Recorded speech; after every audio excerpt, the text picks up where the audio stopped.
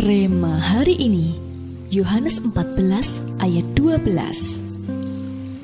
Aku berkata kepadamu, sesungguhnya barang siapa percaya kepadaku, ia akan melakukan juga pekerjaan-pekerjaan yang aku lakukan, bahkan pekerjaan-pekerjaan yang lebih besar daripada itu, sebab aku pergi kepada Bapa.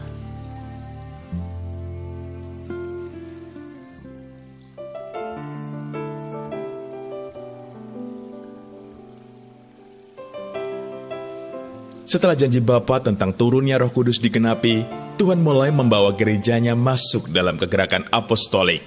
Jemaat mula-mula menanggapinya dengan begitu berapi-api.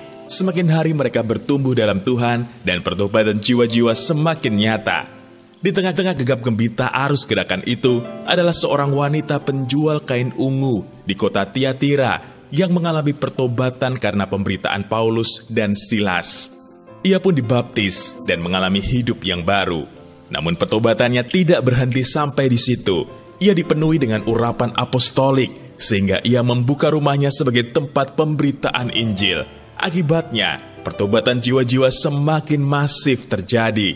Dicatat di Alkitab bahwa ketika Paulus dan Silas keluar dari penjara di kota itu, mereka pergi ke rumah Lydia. Di sana mereka bertemu dengan saudara-saudara seiman.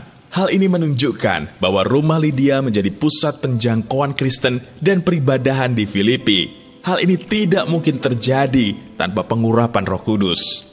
Hal yang sama juga terjadi kepada kepala penjara di Filipi, tempat Paulus dan Silas dipenjarakan. Ketika Tuhan menunjukkan kuasa-Nya dan membebaskan Paulus serta Silas dari penjara, hal itu membawa pertobatan bagi kepala penjara itu. Lagi-lagi, pertobatan itu tidak berhenti sampai di situ saja. Kepala penjara ini membawa Paulus dan Silas datang ke rumahnya, sehingga Injil pun diberitakan kepada seluruh isi rumahnya.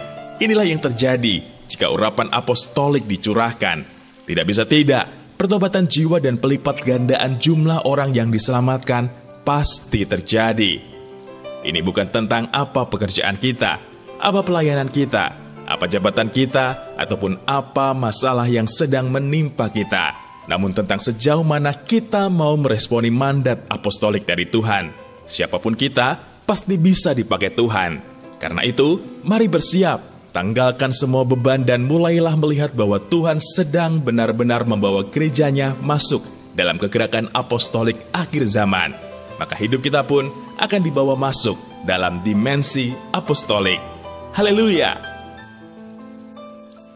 Sudahkah Anda menuliskan nama-nama orang yang akan Anda selamatkan bagi Tuhan?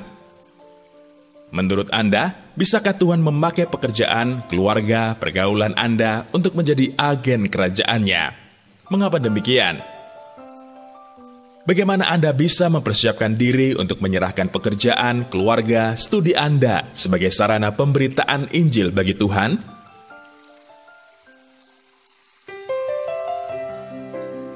Tuhan, terima kasih atas keselamatan yang sudah Engkau anugerahkan bagi kami. Kami tahu hal itu tidak boleh berhenti pada diri kami. Kami harus bergerak dan mau memberi diri dipakai, supaya keselamatan itu bisa berlipat kali ganda, dan nama-Mu semakin dipermuliakan melalui hidup kami. Di dalam nama Tuhan Yesus, kami berdoa. Amin. Tuhan sedang membawa gerejanya masuk dalam dimensi apostolik.